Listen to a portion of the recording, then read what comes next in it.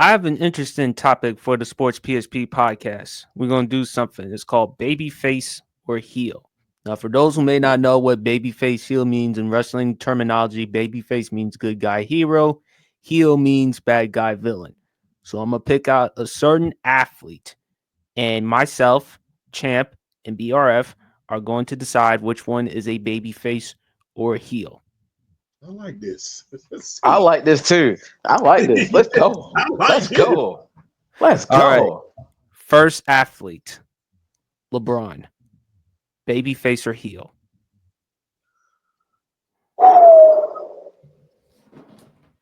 Oh, damn. In the court of public opinion, a lot of times, if you were to ask an NBA savant, I would think you put him in a heel category. I would have to think that because there's a lot of things that people are going to hold against LeBron, although he's as great as he is. They're going to hold the fact that not only did he go to Miami and start the Heatles, they're going to go back to the fact that he went back to Cleveland, and although he may have won the title, he kind of forced their hands in order to build it. It's going to go back to that. I think if he had stayed and won, like if Giannis gets traded at this point, I'm just going to be real. I don't think people are going to say, hey, I don't really blame you. You won the title for that franchise. You did what you were supposed to. That title holds a lot of weight. A title in Milwaukee that you haven't won since Lou Alcindor and, Kareem Abdul-Jabbar is epic. If that had happened and he left, then that was a whole nother ball game. According to basketball savants, I would say. But unfortunately, I had to put him in a heel category as far as, that is concerned because, like I said, you had the Heatles situation where he was the villain. You have him not playing in the All-Star game. You have, him coming up short in that 2011 NBA Finals. It was a lot of stuff that people are going to hold against LeBron in popular opinion.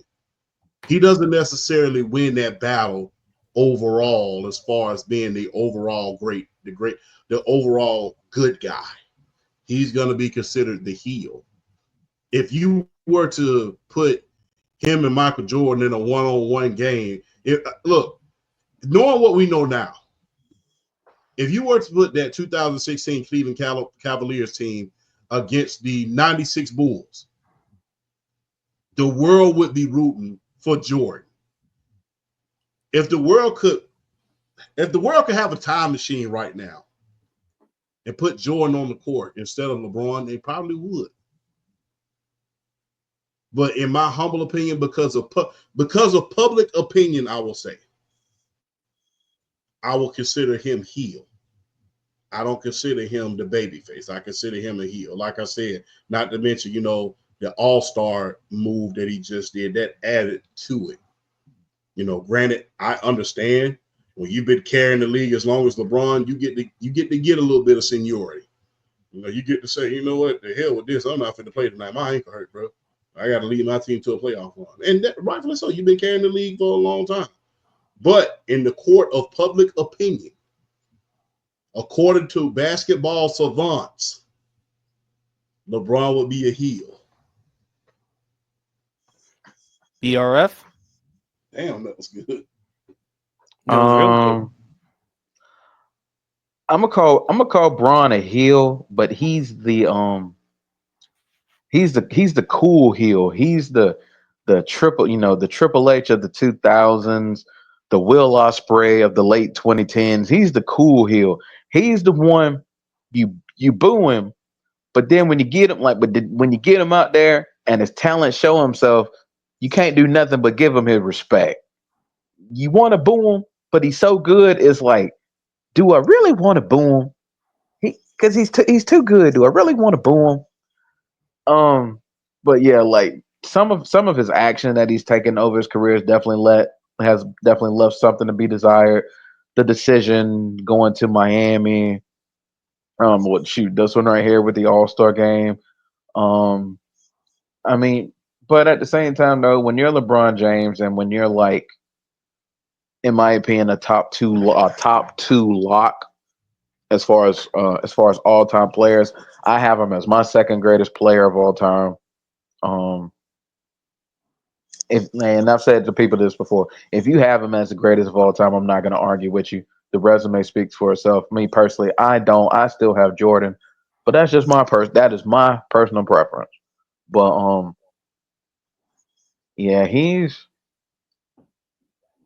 even with the idea, even with the fact that his career and what he's done and how he's earned the right to have leeway and leashes as far as stuff that he's done because of everything that he's contributed to the league and the success that he had and just the as good as he's been for his entire career. Because for me, a player like LeBron James he's never had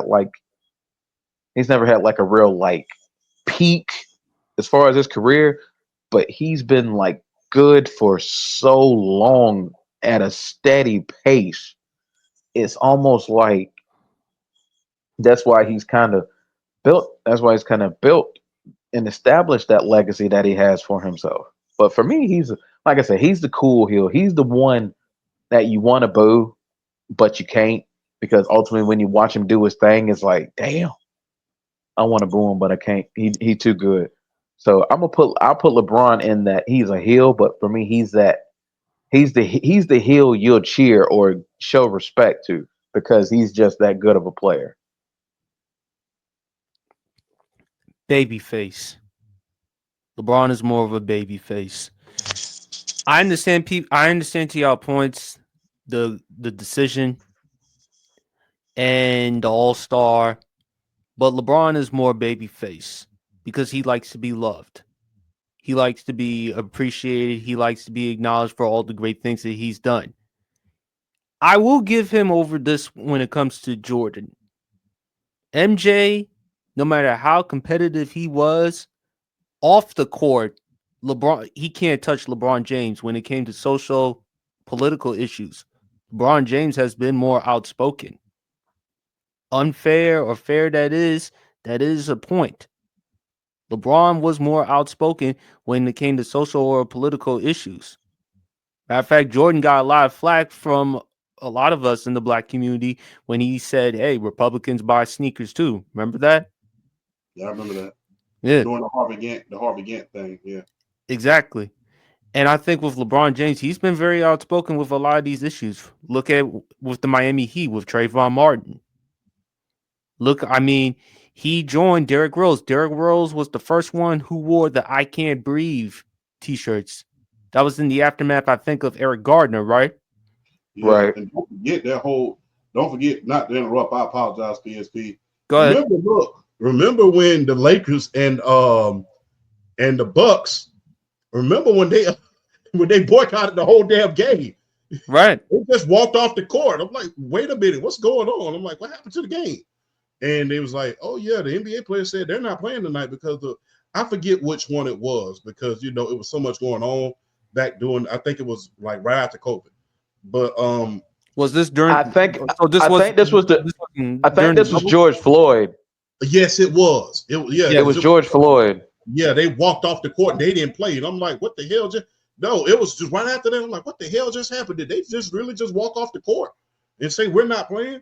And then they tried to say, remember what ESPN and the NBA said. They tried to say it was postponed. And the players came out and say, oh no, the hell it wasn't. We said we wasn't playing. That was a boycott. We're not playing because of that. But yeah. The other reason. Yeah. Go ahead, champ. No, go ahead, man. Yeah, that was another reason because they walked right off the court. If you go back and look at I think it was Craig Hodges from Yes. from the Chicago Bulls, won the 3-point contest, beat Larry Bird. Yes, I remember. Yes, you see where I'm going with this, right? He was trying to get Magic and Jordan to do the same thing during the NBA Finals after the LA riots. They said it was too excessive. So for them to do that right in the middle of that, I give them kudos for that because, I give you kudos. I'm talking about because you just walked off the court. I mean, that was right in the middle. That wasn't letting anybody know you wasn't going to play. That was just saying, hey, the national anthem playing, we got to get ready to play. They just walked off the court, saying we not playing. So I give to your point, PSP. Sorry to interrupt. But I have to give him his prop for that. And the fact that he was able to return back to Cleveland and deliver them from a championship. When I look at that, when Max Kellerman made this great point, shout out to Max Kellerman. When LeBron came back from that 3-1 deficit against the Golden State Warriors in the 2016 NBA Finals, that was like Muhammad Ali knocking out George Foreman. That was like his moment. No one thought, we thought that the Warriors were going to win that series because they had the 73-9 season, greatest record in NBA history. Steph Curry, back-to-back MVP, first ever to win it unanimously. But LeBron James in that finals, yes, he had a lot of help, of course, from Kyrie Irving. But LeBron James led almost every statistical category for the Cleveland Cavaliers and nearly averaged a triple-double. Mm-hmm. And when you look at Braun, you look at the I Heart Promise School, you look at what he's done for all the great things in Akron, Ohio, and you look at what he's doing for his sons, you look at what he's doing with his children. I mean, he coming out, remember, age 17, Sports Illustrated, the chosen one. Not only that, he doesn't get into any legal issues whatsoever. That's why he is a billionaire. You got to put him up there. And he only joins Tiger Woods. He joins Michael Jordan. And I think there's another athlete as far as billionaire. Huh? Magic, the owner Magic. of your team, by the way. Right. Thank you. And when you look at LeBron James, yes, he has some flaws too. But at the end of the day, he's more good. Because at the end of the day, he brings everyone together. And when he delivered that championship, coming back, saying, I'm coming home in 2014, and to win it, that says something. That says something. And he's been outspoken about a lot of issues. As I mentioned, the I Heart Promise School did an awful lot. And even at times, too, called out our current president when needed to. So with LeBron James, it doesn't matter with him. Look, he's going to have some flaws, but I consider him babyface. I consider him babyface because he is someone that likes to be loved, but at the same time that has done a lot of good things. And you just got to give him his kudos. And I thank you for bringing that point up, champ, about the Craig Hodges one. That was a great point as well. So LeBron James, I say babyface. And if you want to say heel with LeBron, probably more like The Rock. Because LeBron does have a little bit of style, does have a little bit of swagger, maybe more like The Rock. I can't go as far as like a ruthless type of heel, like with Braun, like a Triple H or somebody like that, but more Rock in terms of personality and style. Rock, I mean, back in them days and still to this day, Rock does rock them Versace's. You know that. Trends. Mm-hmm. All right. Next athlete as far as babyface heel, Travis Kelce. Heel. Mm. Without question, heel. I like Kelce. Kelce, I would compare him to a Rock as well because he does have a little style, swag, the dancing. But heel because Kansas City Chiefs, because of the amount of success that they've had, not to mention he's dating a billionaire superstar in Taylor Swift. Him, Patrick Mahomes, all the criticism that the Chiefs get, the refs, etc. I would say Kelce as a heel. That's a good one. Another good one, man. I don't know how the hell you came up with that, but this is good. New Jersey genius. New Jersey genius. I thought about it long and hard. But... yeah, that was something I didn't expect this. I would have to say heel as well, man. And it's nothing that he's doing that's wrong. He's just the guy that you love to hate. It's like you are the most luckiest son of a gun of all time. You got to, I mean, not only both, I mean, off subject, but you know, both your girlfriends was fine. You know, you both of them was fine. You know, so I mean, and it looked. I mean, you went from dating a millionaire, then you went to got you a billionaire. So I mean, you're the guy that we love to hate. It's kind of like that guy, and you can attest to this as well. You being an offensive line, the offensive defensive line back in the day, BRF. He's kind of like that guy who you go to the game and say, I cannot wait to knock the hell out of him during the course of this game. I can't wait. If I don't hit nobody else, I'm going to hit him. Because, you know, he got the varsity jacket going on. He got the swag. His team, and this just compare. His team has won the state championship several times. He's the darling of the media. Everybody in the local papers wants to talk to him. And it's just times 1,000. So it's just like, as a guy, like, you know what? I'm going to maul this guy when I get a chance. Just because off the strength alone. So it's just, I have to put him as a heel because of a lot of the things that went on. Like I said, it has nothing to do with anything he did off the court, well, off the field rather. But it's just like I said, he's the guy that you love to hate. Like I said, he's the guy that wears the varsity jacket that you love to hate. You see him by the bus. He ain't even put his pads on yet. You know, coach let him get away with the curfew by a few minutes. You know, he's sitting by the stairs. He's like, boy, this Friday, I'm finna eat his lunch. And he still come out there and put out about 200 yards on you. It's like, I still can't get it. But like I said, he's that good guy that you love to hate, man. It's kind of like Kurt Angle. He was never a bad guy. He was just the guy that you love to hate, man, because of just ability and swagger alone. So I got to put him as a heel. So got to put him as a heel. BRF. Yeah, I gotta agree with both y'all. Yeah, I gotta go heel with Travis Kelce too. I mean, yeah, I mean, y'all pretty much hit all the points. Like, it ain't necessarily nothing he's done like as an individual, like off the field. It's just that, you know, he's been blessed to be in these very fortunate situations. If I'm not mistaken, he got drafted by the Kansas City Chiefs, and that's the only team he's played with his entire career. And then you luck out. You have really good years with Alex Smith, even though you didn't win a championship with Alex Smith. You have really good years with him. I mean, the transition into Patrick Mahomes from Alex Smith is arguably the greatest transition in the history of the sport. With what they've done as a franchise since Patrick Mahomes became the starter quarterback of the Kansas City Chiefs, and it's just like, you know, you have that fortunate situation of being on the preeminent franchise in the NFL, and then and then in your dating life, you go from Kayla Nicole to Taylor Swift. So I mean, it's not like it ain't like you missing much, in particular with the money wise. You really ain't missing that much. I mean, if anything, you upgraded. You went, yeah, like Champ said, you went from millionaire to billionaire with Taylor Swift. So I mean, it's like, dude, like how the heck you keep getting lucky in these situations? It's like you've never really. It's almost one of those, like, you've never really had to face adversity that much in your pro career, and it's like, how the hell you get so lucky?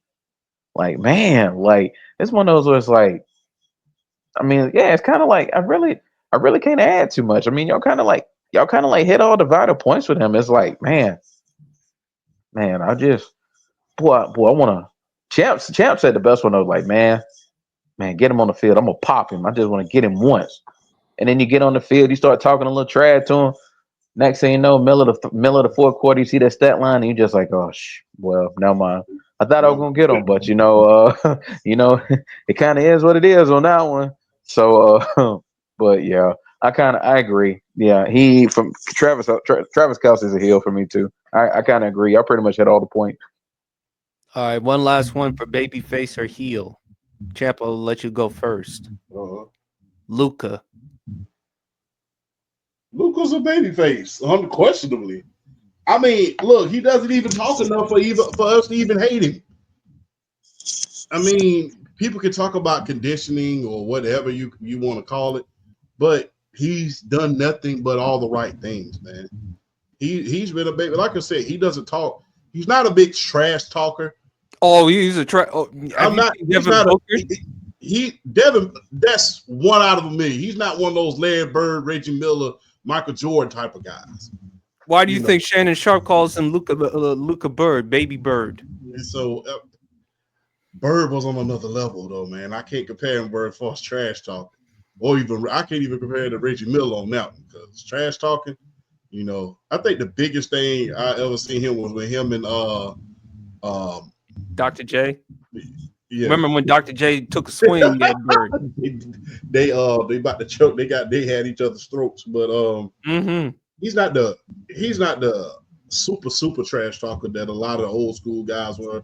Everybody gonna talk trash just like the next man. Hell, you know, we talk trash doing Madden. We talk trash on the podcast.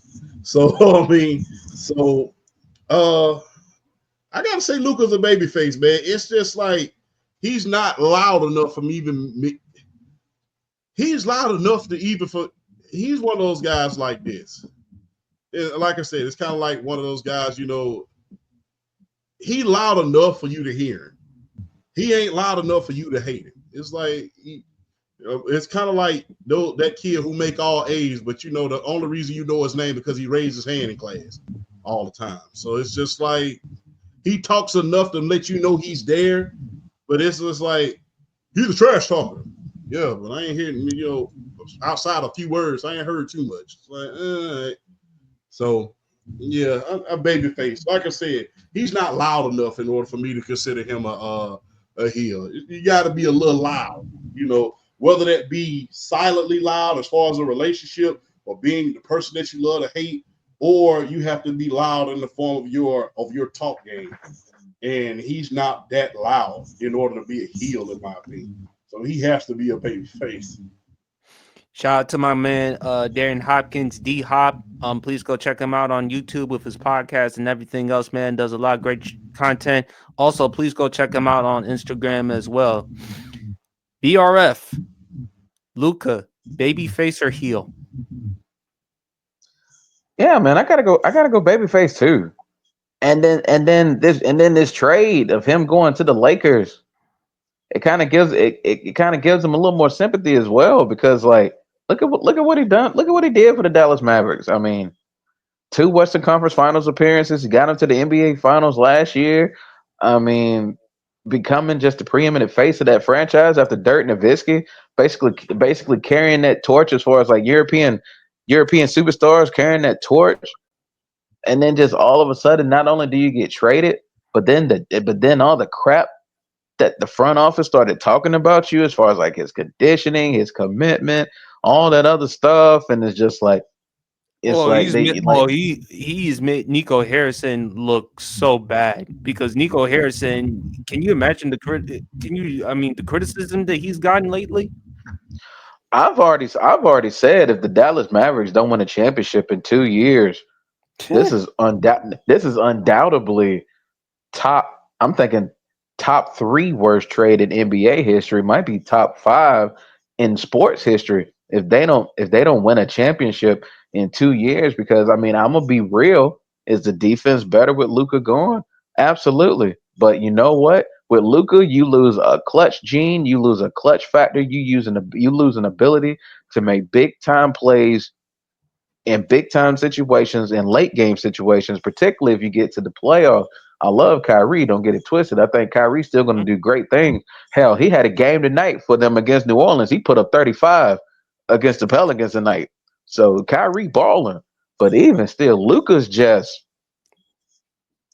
has displayed multiple time after time. He has that killer instinct you need in late game situations, especially to win in the playoffs. He has that killer mentality. So I gotta say babyface because he's got a lot more sympathy on the side with the way the Dallas Mavericks have pretty much been dog walking him verbally in the media since he left. And how you gonna sit there and talk to me like this? Everything I've done for you for that organization. I mean, I practically you practically piggybacked on me to the NBA finals. I mean, I practically got you there. And the fact that that series was even as long went as long as it did with the Boston Celtics. I mean, like, but but yeah, Luka's a babyface. I know he struggled a little bit so far going to the Lakers. You're hoping eventually he finds his footing.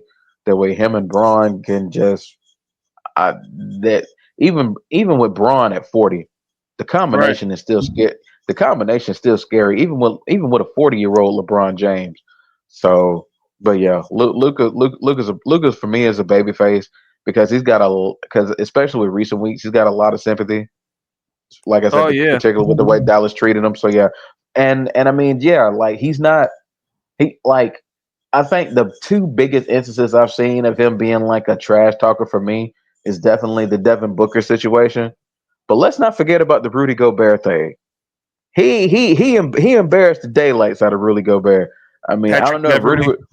Oh yeah, like I don't know if Rudy was running his mouth or whatnot at Luka. I can't remember that, but all I know is Luka got the ball. It was like what Luka got the ball. He was going to run the play, but as soon as he saw Rudy Gobert, he's like, "Nope, barbecue chicken, done, ball game. That's it."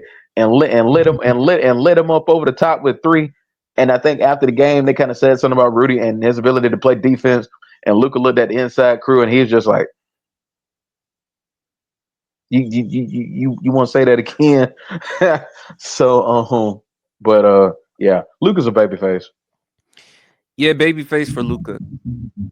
I just think Luca's a babyface because people like him, the killer, the swag, the clutch, and not to mention the fact that the Mavericks they didn't inform him that he was going to get traded. They didn't inform him, and he missed out on the opportunity on the max, the super max, the 5 year, $345 million. You have something, champ? No, I'm just piggybacking on what you're saying. $345 million. I just didn't want my voice to interrupt. I'm just setting the signal because that's how come I didn't want to. I just didn't want to interrupt what you were saying. So yeah, 300. I'd be mad as hell. You cost me $300 million. Well, I'm gonna be mad. I'm gonna at least pay out a urinal before I leave. So Now let's keep it a buck though. Also, now this is what I'll say. I think he qualifies for 237. Don't get it wrong. Still a lot of money. that ain't But three 300. but you're losing out on 345. That's $108 million Yeah, you just that's lost you yeah, just lost because the Dallas Mavericks felt like you weren't committed to them anymore. And it's like yeah. That's you taking. can't you if he sees him in the playoffs, you're kind of rooting for him to rip them apart. You know what I'm saying? Yeah. Look, man, you can't cost me $300 million and expect me not to be mad. Granted, I'm still gonna get 200 million, but yeah, I gotta make you suffer. I got to make you suffer for that one. I gotta, I got. If I see you in the playoffs, if I see you in the playoffs, I gotta rip you a new one, like straight up. You taking money out the cookie jar? Come on, man. You can't take money out the cookie jar, man. Come on, bro. All right. And fellas, we're gonna do this next week for the Sports PSP Pod, Babyface or Heel. So I'm glad y'all were entertained with the Babyface Heel one because I was thinking about that months prior to tonight's episode. So I'm glad y'all kind of like that one. Yeah, that was good. I don't know. I didn't even know. I didn't even read this in the itinerary that you sent me earlier. I'm like, that was a surprise. So that was good. Shout out to Mama PSP as well. She came up, she told me, "Hey, go with it, try it, see if you like it, and just go from there." Shout out to Mama PSP. Yes, indeed. That's why we. Absolutely, Because that was absolutely. amazing.